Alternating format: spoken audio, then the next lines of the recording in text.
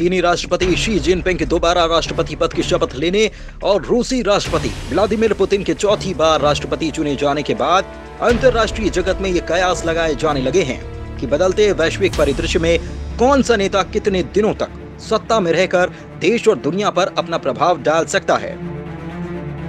वैसे तो दुनिया में आर्थिक और सैन्य आधार पर किसी मुल्क और उसके नेता की ताकत का अनुमान लगाया जाता है। निश्चित रूप से इस मामले में पहले नंबर पर अमेरिका और दूसरे नंबर पर तेजी से चीन अपना स्थान मजबूत करता जा रहा है।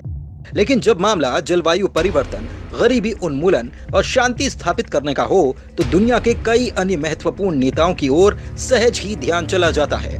ब्लूमबर्ग ने दुनिया के ऐसे 16 नेताओं की पहचान की है जो अपने महत्वपूर्ण कार्यों से वैश्विक मंच पर गुणात्मक असर डाल रहे हैं। ब्लूमबर्ग मीडिया समूह ने ऐसे ही नेताओं का आकलन किया है जो वैश्विक फलक पर 2020 तक के बाद भी घरेलू मोर्चे पर अजेय रहने के साथ महत्वपूर्ण वैश्विक मसलों पर अहम भूमिका निभाने के कारण असरकारी बने रह सकते हैं। दरअसल इन नेताओं के सत्ता में रहने की संभावित अवधि के आधार पर ही इनका चयन किया गया था। लिहाजा इन 16 नेताओं की सूची में प्रधानमंत्री नरेंद्र मोदी छठे स्थान पर काबिज हैं। ब्लूमबर्ग मीडिया समूह के मुताबिक नरेंद्र मोदी भारत के राजनीतिक क्षितिज पर पूरी तरह से छाए हुए हैं। हालांकि बड़े संरचनात्मक बदलाव के लिए राज्यसभा में उनके पास अपेक्षित बहुमत नहीं है, लेकिन पीएम नरेंद्र मोदी के नेतृत्व में बीजेपी 2014 में केंद्र की सत्ता पर काबिज होने के बाद एक के बाद एक दूसरे राज्यों में लगातार जीतती जा रही है। बीजेपी की जिताऊ चुनावी मशीनरी के सामने विपक्षी क्षेत्रीय क्षत्रप ढेर हो रही हैं।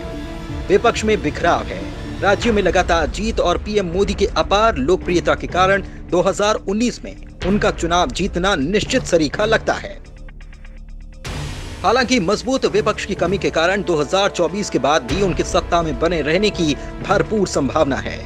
ब्लूमबर्ग मीडिया समूह के मुताबिक सऊदी अरब के क्राउन प्रिंस मोहम्मद बिन सुल्तान इस सूची में पहले स्थान पर काबिज हैं। वहीं अगर उत्तर कोरिया का अमेरिका से युद्ध नहीं होता है तो किम जोंग भी अगले कई दशकों तक उत्तर कोरिया की सत्ता में बने रह सकते हैं। इधर कुछ ऐसा ही शी जिनपिंग के साथ भी है। राष्ट्रपति के अधिकतम 2 बार चुने जाने की समय सीमा को चीन में खत्म कर दिया गया, लिहाजा अब उन पर बंदिश नहीं है और आजीवन राष्ट्रपति वे बने रह सकते हैं।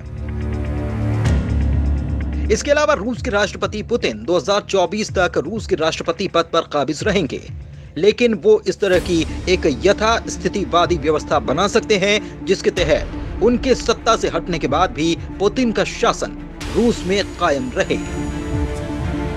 Team news now.